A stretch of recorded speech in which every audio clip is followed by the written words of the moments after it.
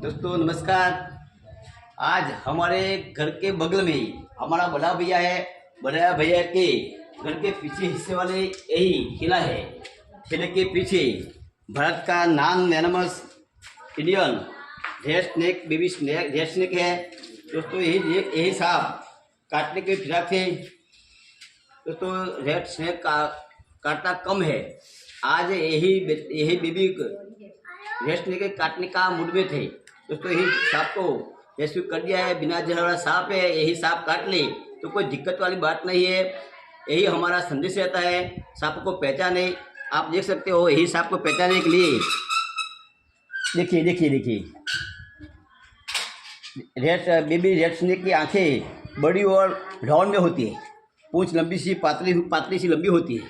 देखिए दोस्तों यही सांप को परिवार में दूर जाकर हाजिर कर देंगे। सांपों को मारे नहीं, सांपों से पहचाने, हो सके तो सांपों से दूरी बना के रखें। जय हिंद, जय भारत।